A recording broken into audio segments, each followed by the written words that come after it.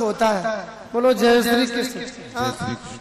हम कहते हैं अतिथि देवो भव, हमें अतिथि में दर्शन नहीं होते हैं। क्यों? क्योंकि हमने अभी ज्ञान को नहीं पचाया, इसलिए हमें अतिथि में दर्शन नहीं होते हैं। हम केवल कहते कहते हैं। बोलो जय श्री कृष्ण। जय श्री कृष्ण। कलयुग का जीव बहुत आलसी है, इतना आलसी है कि बिस्तर पे ही लेटा रहता है। हाँ, इधर उधर करवट लेगा और नजर गई धीरे बटन दबाएगा और बस गंधर्व नगर देखता रहेगा। और रात के 2-2 बजे तक लोग गंधर्व नगर देखते हैं। आपने ना देखा हो, हमने देखा है। बोलो जय श्री कृष्ण। जय श्री कृष्ण। आप लोग गंधर्व नगर देखते हैं? हैं? आप लोग गंधर्व नगर देखते हैं क्या? नहीं भाई, शायद है कोई हो ना देखता हो। सभी गंधर्व नगर में फंसे हुए और फिर खर्राटे बजा करके सोते हैं। सूर्य भगवान निकल आते हैं और फिर सूर्य भगवान को दिखा दिखा करके फिर यूं करता है। हाँ, सूर्य भगवान कहते हैं देखो, सूर्य भगवान उसे साबित कर देते हैं। अब उंगली घुमा घुमा करके दंत धावन कर रहा है। बोलो जय श्री कृष्ण। जय श्री कृष्ण। इसलिए हमें गंधर्व नगर नहीं देखना चाहिए। गंधर्व नगर का मतलब होता है, ये टीवी है ना, टीवी। हाँ, इसमें गंधर्व नगर आता रहता है। और गंधर्व नगर ये शरीर। बोलो जय श्री कृष्ण। जय श्री कृष्ण। हाँ, और वो गंधर्व नगर बड़े बड़े नाटक वाले गंधर्व नगर सारी रात देखते हैं, खर्राटे बजा के सोते हैं। विचार करो तो शरीर में रोग नहीं होगा तो क्या होगा? रोग ही तो होगा। इसलिए टीवी नहीं देखनी चाहिए और थोड़ा न्यूज सुन लेनी चाहिए, क्योंकि हमें राष्ट्र से तो प्रेम करना चाहिए, देश से प्रेम करना चाहिए, लेकिन और कुछ नहीं देखना चाहिए। भला? हाँ, बोलो जय श्री कृष्ण। जय श्री कृष्ण। एक बार हमारे वृंदावन में धर्म संघ के गुरु जी से एक विद्यार्थी ने पूछा, हाँ, कि गुरुदेव ये बताओ, ये छत के ऊपर जो लंबा लंबा लगा रहता है, इसे अंग्रेजी में तो बोलते हैं, वो क्या बोलते हैं? पहले लंबा होता था, अब गोल हो गया है। ओ बोले क्या? बोले डिश बोलते हैं, डिश। बोलो जय श्री कृष्ण। ठीक है गुरुजी, ये संस्कृत में इसे क्या कहते हैं? अंग्रेजी में तो हो गया काम, लेकिन ये संस्कृत में क्या कहते हैं? बोले संस्कृत में इसको कहते हैं कली ध्वज। हाँ, कली ध्वज, इसे कहते हैं कलयुग का झंडा। भैया, ये कलयुग का झंडा जिसके छत के ऊपर लग जाए तो समझ लो वो घर बेकारी है। बोलो जय श्री कृष्ण। जय श्री। अब तो भैया कलयुग का झंडा पहले लंबा होता, तब गोल गोल हो गया। अंतर हो गया ना? और ये जिसके महल के ऊपर लग जाए तो समझ लो वो व्यक्ति कभी भी एकांत में नहीं बैठ सकता। एकांत में बैठेगा उसका मन उधेड़ बुन करेगा। मैंने बड़े बड़े वृद्ध लोगों को देखा है, वृद्ध माताओं को, भाइयों को, जो बिना उसके रह नहीं सकते। बोलो जय श्री कृष्ण। जय श्री कृष्ण। आप विचार करो, जिसका चित्त गंधर्व नगर में लगा है, उसके प्राण शरीर में रह करके क्या कर सकते हैं? कुछ भी नहीं। इसलिए हमें अपने धीरे धीरे स्वभाव को बदलना जरूर चाहिए। भैया, मैं सब जगह गया, परिवार में गया, गृहस्थ में देखा तो घर में श्रीमती का ही चलावा चलता है, माता पिता की कोई नहीं सुनता है। अरे ठीक है, धर्म पत्नी जी समझदार हैं तो उनकी बात माननी ही चाहिए, लेकिन भाई सेवा तो माता पिता की करनी चाहिए। और जो जाकर के मंदिर में बंगले बनवाते हैं, 56 भोग लगवाते हैं, जो माता पिता की सेवा नहीं करते हैं, उनका ये सब काम करना व्यर्थ है। भगवान उनसे कभी प्रसन्न नहीं होते हैं, ध्यान देना। इसलिए माता पिता की सेवा करनी चाहिए। बोलो जय श्री जय श्री कृष्ण। मातृदेवो भव पितृदेवो भव। भैया माता पिता की सेवा कब तक? बोले जब तक तिजोरी की चाबी नहीं सौंपी तब तक। और जैसे ही तिजोरी की चाबी सौंपी और सर्वाधिकार सुरक्षित हो गया, तो फिर माता पिता की खटिया या तो खेत में या किसी तीर्थ में चली जाती है। जाओ पिताजी, अब बहुत दिन हो गए, हरिद्वार घूम के आओ। हाँ, आंखों से देखने को ऐसा दृश्य मिलता है। माता पिता के लोग सेवा नहीं करते। जीव इतना विषयों के अधीन हो। माता पिता संतान को से अलग हो जाएं, ये धर्म है। संतान माता पिता को छोड़ करके इंद्रिय सुख के वशीभूत होकर माता पिता से यदि संतान अलग हो जाए तो ये अधर्म है।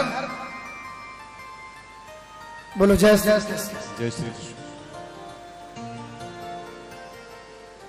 नारद जी कहते भैया मैंने सोचा लाओ आश्रमों में जाऊं। बोले वहां भी परिभाषा बदल गई। आश्रम अब वो आश्रम नहीं रहा। आश्रम जहां अज्ञानी को ज्ञान मिलता है, श्रमित थकित को विश्राम मिलता है, उसे आश्रम कहते हैं, जहां श्रम मिटाया जाता है। लेकिन आज लोग बड़े बड़े होटल बनाते हैं और उस पर आश्रम लिख देते हैं। क्या मतलब है? ये मानव का स्वभाव, इसकी नियत दिन पर दिन बड़ी बिगड़ती चली जा रही है। ये कहता कुछ और है, लिखता कुछ और है, होता कुछ और है। यदि ऐसा रहता है, बोलो जय श्री कृष्ण, ऐसा रहता है तो फिर उसका कैसे कल्याण हो? बोलो जय श्री कृष्ण। जय श्री कृष्ण। सर्वथा कलिना अधर्म मित्रेण। बोले कलयुग है ना, इसका मित्र क्या है जी? कौन? बोले कलयुग का मित्र वो अधर्म है। कलयुग के मित्र का नाम है अधर्म। जिस समाज में, जिस परिवार में अधर्म होता है, वहां साक्षात कली का निवास है। इसलिए सदैव हम धर्म का आचरण करें, धर्म की चार्या करें, तो कली हमारे पास नहीं आ सकता। यद्यपि अंकन के आधार पर कलयुग हो सकता है, परंतु वास्तविक मानव के लिए कलयुग नहीं है। साधक चाहे तो कलयुग में रह सकता है, और चाहे मानव तो वो सतयुग में रह सकता है। हमारी अपनी रुचि क्या है? हम कलयुग में या सतयुग में कहां रहना चाहते हैं? बोलो जय श्री कृष्ण। जय श्री कृष्ण। नारद जी कहते हैं सर्वत्र गया शांति नहीं मिली। मैंने सोचा लोगों का संबंध देखें, इसका हाल क्या है। तो संबंध देखा कि बोले कन्या विक्रयणो लोभा दंपति नाम चकल कलम। लोग बेटा बेटी का भी क्रय विक्रय करते हैं। धन का लोभ इतना बढ़ गया कि लोग अपनी संतानों को भी बेच देते हैं। हाँ ऐसा कन्या विक्रीडो लोगा दंपति नाम चकल संबंध नहीं अपितु सौदे होते हैं। जहां सौदा पट जाए वही समधी बन जाए। बोलो जय श्री कृष्ण। सौदा नहीं पटा तो समधी नहीं, सौदा बन गया तो ठीक। जहां मांगों के आधार पर, संपत्ति के आधार पर, जो लालच के आधार पर, प्रलोभन के आधार पर धन ही जिस जड़ में मूल है, वो संबंध तो खोखला है। वो थोड़े दिन चलता है फिर हट जाता है। बोलो जय श्री कृष्ण। जय श्री कृष्ण। संबंध नहीं सौदे। समधि का अर्थ होता है जहां विचार सम हो, भाव सम हो, हृदय सम हो, वो समधि। नारद जी कहते हैं भैया ये सब देख देख करके मैं बड़ा दुखी हुआ। देखो देखो लोगों की समझ कैसी बन गई। चलते चलते मैं यमुना के किनारे पहुंचा। ध्यान देना, गंगा ज्ञान का किनारा है,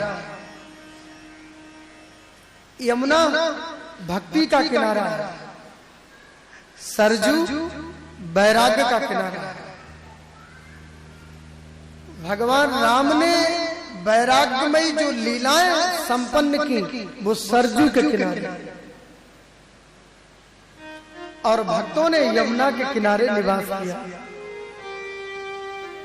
यमुना भक्ति का शरीर है। ज्ञानियों ने गंगा के किनारे निवास किया। गंगा शिव जी के मस्तक पर निवास करते हैं। जिसने ज्ञान को आत्मसात किया, जिसने ज्ञान को पचाया, वो जीवात्मा शिव बन गया। जो शिव बन जाता है वही निसंकल्प हो सकता है। विचार करो, हम कितनी देर के लिए निसंकल्प हो सकते हैं। हमारा मन, हमारे मनीराम कितनी देर के लिए संकल्प विकल्प रहित हो सकते हैं। यदि हमारा मन थोड़ी देर भी संकल्प विकल्प किसी निराधार स्थिति में रुक सकता है तो हम कुछ प्राप्त कर सकते हैं। शिवदम तापत्रयोन मूलनम, वो शिव जो तीनों तापों का उन्मूलन करने वाला है उसे शिवजी कहते हैं। निसंकल्प शिव, संकल्प रहित भाव ही वही साधना है। बोलो जय श्री कृष्ण। जय श्री। साधना वो चीज है ये बता, इसलिए साधना करनी चाहिए। जीवन में जब सादगी होगी तो साधना का जन्म होगा। सादगी नहीं तो साधना कैसे? सादगी हो, सादा सादा। जो सादा होगा वो साधु होगा। ध्यान देना। और साधु का मतलब होता है जो किसी को धोखा ना दे और किसी को धक्का ना दे, वो साधु। हाँ, लेकिन हम दुकान में बैठ के धोखा देते हैं और रोड पे चलते हैं तो धक्का देते हैं। बोलो जय श्री कृष्ण। और धोखा और धक्का ये दो जीवन में नहीं होने चाहिए। साधु ऐसा। नारद जी कहते भैया लोगों का चित्त जो है ना चित्र प्रधान हो गया। कामिन्या केश शूलिन्या संभवन्तु कलाभिया। जिसका चित्र में लगा है उसका चरित्र बड़ा कमजोर होगा। ध्यान देना, हमारा चित्रवान ना हो, हमारे चित्त में सादगी। बोलो जय श्री कृष्ण। जय श्री कृष्ण। जिसका चित्र प्रधान होता है और वही चित्र केतु होता है। ध्यान देना, चित्र केतु कौन? बोले जिसका चित्त जो है ना अनेक चित्रों में फंसा हुआ। और भैया चित्रों की भी सीमा होती है। ये सब हम संसार देख रहे हैं तो चित्र ही तो है, और फिर गंधर्व नगर देखते हैं फिर डबल चित्र हो जाता है। बोलो जय श्री कृष्ण। और टीवी, हाँ आजकल तो सब जगह टीवी पहुंच गई। लोग कुंभ में जाते हैं ना, वहां भी टीवी लगा लेते हैं। बोलो जय श्री कृष्ण। हाँ, ये किसी का घर नहीं छोड़ा। हाँ जी, इसलिए हमारा जीवन चित्रों में ना हो, हमारा चित्त जो है सादगी से भरा। प्रयास करना चाहिए कि शूलिन्या संभवन्तु कलाभिया। और नारद जी कहते हैं मैं तो सब जगह घूमते घूमते यमुना के किनारे गया और वृंदावन में पहुंचा, ब्रज में। और ये ब्रज है ना जी, ब्रज किसे कहते हैं? बोले जहां ब्रह्म के चरणों की रज हो उसे ब्रज कहते हैं। जहां ब्रह्म ने सगुण साकार होकर के निवास किया है और अकृतार्थ जीवों को कृतार्थ किया है उसे ब्रज कहते हैं। अथवा भगवान कृष्ण के पुत्र प्रद्युम्न, प्रद्युम्न के पुत्र अनिरुद्ध, अनिरुद्ध के पुत्र वज्रनाभ, वज्रनाभ ने जहां पर शासन किया हो उसे ब्रज कहते हैं, उसे रज कहते हैं।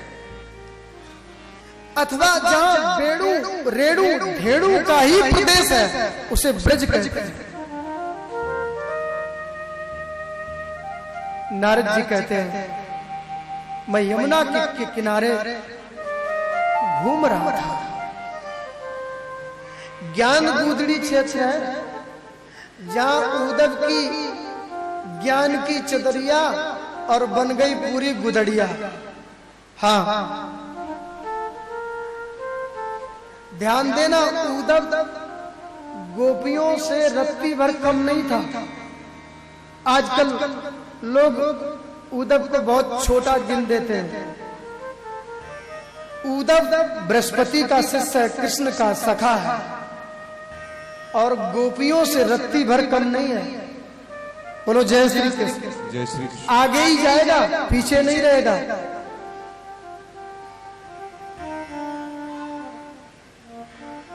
उस स्थान पर मैं गया, मैंने एक आश्चर्य दृश्य देखा कि एक देवी, एक युवती दुखी थी। उसके दोनों ओर दो वृद्ध अचेतन लेटे हुए थे, बूढ़े थे, बूढ़े जवान नहीं थे। कई माताएं देवियां उसके ऊपर पंखा डुला रही थी, पंखा हिला रही थी, कोई जल पिला रही थी, कोई समझा रही थी, कोई सांत्वना दे रही थी, कोई कुछ कह रही थी।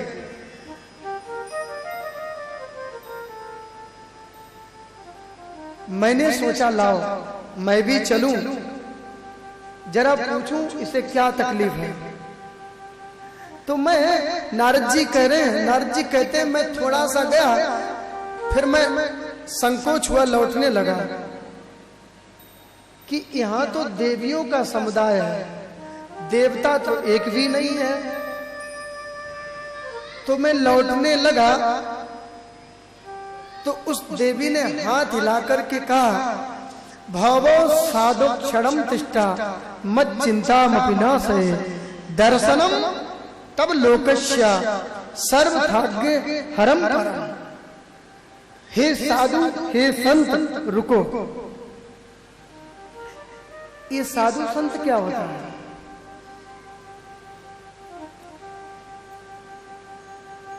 हम लोग बोलते हैं ना, साधु संत के तुम रखवारे और असुर निकंदन। ये साधु संत कोई अलग अलग होता है क्या? बोले हाँ, जो भगवान के पीछे पीछे चलता है वो साधु है, और भगवान जिनके पीछे पीछे चलते हैं वो संत है। और वो संत ये मानव न गृह्णन्ति बिना मत पाद सेवनम जना। इनके चरणों की धूली उड़कर मेरे मस्तिष्क पर पड़ जाए वो संत।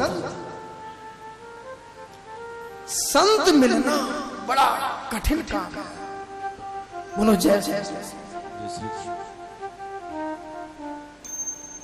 संत जिसके सारे विषयों का अंत, जिसके सारी कामनाओं का अंत, इंद्रिय जन्य विषय छू भी न गए, हृदय में कभी कल्पना भी न। संत बोलो जय जय श्री कृष्ण। चलने लगा।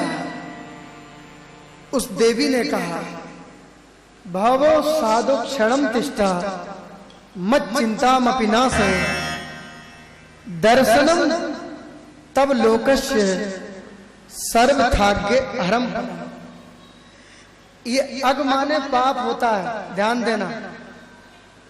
यहां सर्वभाग्य अग माने पाप और हरम परम। अब वो देवी कहती है, भवो साधु हे साधु हे संत, आप कुछ क्षण रुक जाओ। क्यों रुक जाएं? क्योंकि दर्शनम तब लोकस्य, लोक के जितने प्राणी हैं अथवा मैं, अग पापों को नष्ट करने वाला संत का दर्शन है। मेरी चिंता को नाश करते जाओ, क्योंकि आपके दर्शन से मुझे बहुत शांति मिली है। ध्यान देना, जिसके दर्शन करने के बाद मन में आपके सात्विक भाव जागने लगे, मन की हलचल खत्म होने लगे और मन आपका निर्विषयी होने लगे, विषय वासना की तरफ चित्त जाना बंद हो जाए, उसके दर्शन के बाद तो समझ लो ये कोई बहुत बड़ी विशिष्ट विभूति है। बोलो जय श्री कृष्ण। जिसके दर्शन से मन में सात्विक भाव जागृत होने लगे तो समझ लो ये कोई बहुत ऊंचा व्यक्ति है। बोलो जय श्री कृष्ण। जय श्री कृष्ण। इसलिए ऐसा दर्शन पसंद करो जिसमें शांति मिले, चित्त शांत हो। चित्त को अशांत बनाने वाले चित्रों को कभी मत देखो। हाँ, हम जो देखना चाहें आंख वो देखे, आंख जो देखना चाहती है वो हम ना देखें। हमारी इंद्रियों पर हमारा पूर्ण नियंत्रण होना चाहिए। देखना इंद्रियों के ना घोड़े भगे, रात दिन इनमें संयम के कोड़े लगे। अपने रथ को सुमार्ग लगाते चलो, कृष्ण गोविंद गोपाल गाते चलो। इंद्रिया रूपी घोड़े चल रहे हैं और संयम के कोड़े मानव ही लगा सकता है, दानव और पशु नहीं कर सकता। ये महाराज आपके दर्शन में इतनी शांति है, तो आपके वचनों से कितनी क्रांति होगी, तो क्षणम तिष्ठा, थोड़ा रुक जाओ। नारद जी कहते हैं भैया जैसे ही उस देवी ने कहा कि रुक जाओ तो मैं रुक गया।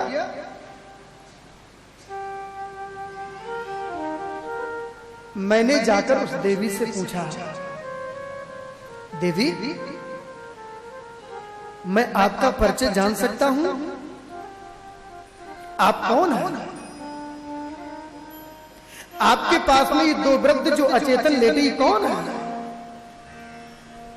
आपके पास ये जो देवियां बैठी इनका परिचय क्या है? मैं आपके बारे में जानना चाहता हूं। उस देवी ने कहा, महाराज, नारद जी ने पूछा, काशिकम कामिमौ चेमा नारिया का पद्म लोचना और बद देवी सविस्तारम स्वस्थ दुखस्य कारणम। क्या मैं आपके दुख के कारण को मैं जान सकता हूं? और तुम कहां से आई हो? नारद जी कहते हैं जब मैंने उस देवी से पूछा तो उसने हाथ जोड़ के कहा, महाराज अहम भक्ति रीति ख्याता इमऊ में तनियऊ मतौ ज्ञान वैराग्य ना मानो काल योगेन जर्जर। मेरा नाम भक्ति है और मैं द्रविड़ देश में उत्पन्न हुई, कर्नाटक प्रदेश में युवती होकर के भ्रमण करती हुई जब मैं गुर्जर प्रदेश में पहुंची, गुजरात में, तो मेरी काया जर्जर हो गई, पुत्र वृद्ध हो गए। लेकिन वृंदावनम पुनः प्राप्ते नवीनेव स्वरूपिणी, इस वृंदावन में आकर के मैं तो जवान युवती हो गई और मेरे पुत्र जो है वो वृद्ध है। मैं तो पूर्ववत हो गई किंतु मेरे पुत्र यथावत है। खटते जरठा माथा तरणों तनया विशेष। इस विपरीत अवस्था के कारण मैं बहुत दुखी हूं। महाराज आप जरा विचार करो, मां की बड़ी नई उम्र हो, नौ युवती हो मां, और बेटा हो जाए 90 साल का, तो उस मां से पूछो उसे कितनी तकलीफ होगी। अपने बेटे को देखेगी, इधर अपने को देखेगी। महाराज कृपा करो, मेरे बेटा जो है ना वो जीर्ण शीर्ण है, वो पुनः वो नवान हो जाए, अग्नि के समान हो जाए। वास्तविक हमारा जीवन अग्नि के समान होना चाहिए। दुर्विचार कभी मस्तिष्क में आने ही नहीं चाहिए। जैसे अग्नि गंदे को जलाकर के अपना रूप दे देती है, जीवन इतना पवित्र हो, हम जहां से निकल जाएं वो व्यक्ति देखता ही रह जाए। हम जिसे छू दें वो आनंद में हो जाए, दो क्षण बोल दें उसकी सारी चिंता दूर हो जाए। हमारा जीवन ऐसा हो, लोगों के दुख को दूर करने वाला हो, दुख बटाने वाला हो। बोलो जय श्री कृष्ण। दीन दुखियों का दुख अनुभव करने वाला हो, इतना सरल। और सुनो, हमारा जीवन खोटा सिक्का ना हो, चमकता हुआ हो। बोलो जय श्री कृष्ण। खोटे सिक्के को जमीन के नीचे दबाया जाता है। ऐसा जीवन हो जिसमें तेजस्वी जीवन हो, तेजोमय जीवन जियो, जिस जीवन में अद्भुत तेज हो और भगवान का सौंदर्य, भगवान का माधुर्य समाया हुआ हो। ऐसा ही मानव जीवन हो। बोलो जय श्री कृष्ण। जय श्री कृष्ण। नारद जी कहते हैं भैया उस देवी ने रोका, मैं रुक गया। महाराज कुछ कृपा कर।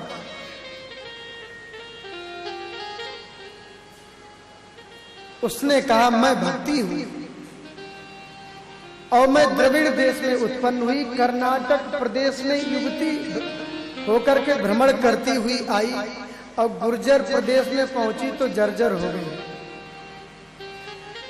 और मेरा नाम भक्ति है। ये दो जो वृद्ध है ना, ये ज्ञान और वैराग्य है, ये मूर्छित है। आप विचार करो, हमारे हृदय में भी ज्ञान वैराग्य तो है, पर वो